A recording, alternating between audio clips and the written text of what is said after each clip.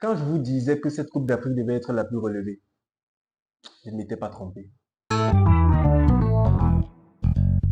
Salut, bienvenue sur FBA, la chaîne sur laquelle nos passions se déchaînent.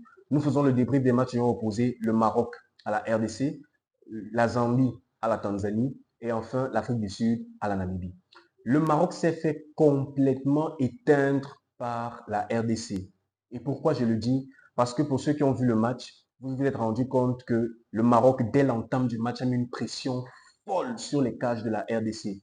La RDC ne s'en sortait pas du tout durant les 20, 30, 35 premières minutes de la rencontre parce que les Marocains qui étaient en 4-1, 4-1 ont décidé de jouer en tant que presque vice, disons presque troisième équipe de la Coupe du Monde parce que dès l'entame du match, nous avons vu des ballons très directs vers les goals de la République démocratique du Congo, les Marocains qui gagnaient tous les duels au milieu de terrain, qui posaient le pied sur le ballon, qui pressait la RDC. Les circuits de passe étaient exceptionnels. Hakimi nous a prouvé sa qualité de pied, notamment d'abord sur le premier centre qu'il adresse à El Nesri, qui se rate, mais ensuite sur sa reprise de volée pour ouvrir le score. C'était un match très intéressant de la part du Maroc en début de partie, parce qu'ils mettaient de la pression, ils gagnaient tous les duels, ils étaient sur tous les ballons, ils jouaient dans les petits espaces, ils réussissaient à faire ce que la RDC ne réussissait pas à faire. Mais nous nous sommes rendus compte qu'en deuxième période, je ne sais pas si c'est la chaleur, je ne sais pas si ils n'ont pas bien mangé, s'ils avaient des problèmes, mais en deuxième période, on a cherché le Maroc, on ne l'a plus vu parce que la RDC a changé. Ils sont venus avec un impact physique exceptionnel. Les joueurs de la RDC en deuxième mi-temps dit, on va vous montrer que nous sommes des sapeurs. Ils sont venus avec leur godasses, en chenille d'or, je ne sais pas. Ils ont réussi à traumatiser cette équipe marocaine. Le Maroc ne gagnait plus de duel.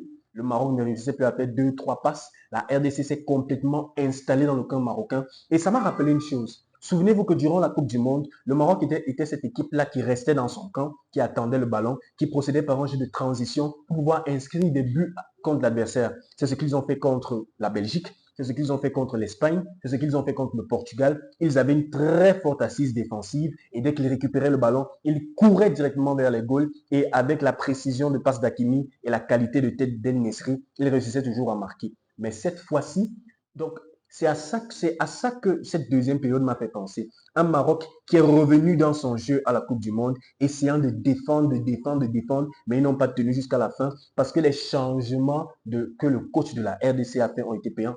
Il a fait entrer Silas. Silas est venu avec sa combativité, il est venu avec sa détermination. Il a réussi à marquer ce magnifique but sur cette passe de Méchac, passe en retrait de Méchac pour un. Désolé pour ce problème technique, j'ai perdu ma caméra, j'ai perdu mon son, donc je suis obligé d'enregistrer la voix au-dessus. Nous étions en train de parler du match nul que le Maroc et la RDC ont fait avec ce but inscrit par Silas vers la fin du match, avec une passe décisive de Meshak. Directement après, nous avons pu assister à un très beau match entre la Zambie et la Tanzanie. La Zambie qui est venue avec l'intention de remporter son match, mais qui est tombée sur une équipe tanzanienne qui était vraiment déterminée à remporter son premier match. Ils voulaient à tout prix laver l'affront qu'ils ont subi face au Maroc durant cette défaite-là. Ils sont venus avec de meilleures intentions. Ils ont joué leur football, toujours en train de mettre beaucoup de combativité, beaucoup de force dans les duels, beaucoup de récupération haute afin d'inquiéter cette équipe zambienne qui en première mi-temps n'avait tout simplement pas le niveau. La Tanzanie a réussi à marquer un très beau but et se voyait déjà remporter le match, sauf que vers la fin du match, les Zambiens ont augmenté l'intensité qu'ils mettaient notamment au milieu de terrain. Les attaques étaient beaucoup plus rapides, ils ont produit un jeu très direct, cherchant directement les attaquants qui sont très vifs afin d'amener du surnombre dans la défense tanzanienne, ce qui a conduit au but de l'égalisation en toute fin de match. Félicitations à l'équipe zambienne qui a réussi à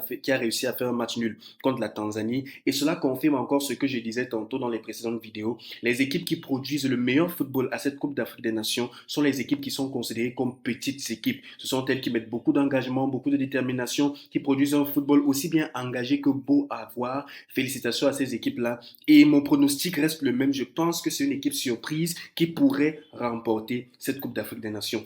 Terminons avec le choc, pas avec le choc, mais terminons avec le dernier match qui opposait, oui, le choc le choc d'Afrique australe entre l'Afrique du Sud et la Namibie. L'Afrique du Sud s'est largement imposée sur un score de 4 buts à 0. La Namibie, en début de match, notamment les 10 premières minutes, était très présente dans le camp sud-africain, essayant d'asphyxier cette défense, empêchant les relances sud-africaines. Les Sud-Africains qui avaient des difficultés à faire sortir le ballon, des difficultés à se trouver, des difficultés à faire des passes qui étaient capables de casser au moins une ligne pour pouvoir construire ensuite et pourquoi pas attaquer. Mais dès la 11e, la 12e minute, nous avons vu l'Afrique du Sud qui a commencé à jouer son football, qui a obtenu son premier penalty, qui a été converti par Tao, qui avait d'abord raté le penalty lors du précédent match, et ensuite l'Afrique du Sud a simplement déroulé. Nous avons vu de très belles combinaisons de passes, nous avons vu une circulation accentuée du ballon, notamment au milieu de terrain, parce que les Sud-Africains, comme lors du match contre le Mali, ont réussi à exploiter leur force. Ce sont des joueurs qui jouent ensemble, comme nous le disions dernièrement, qui se connaissent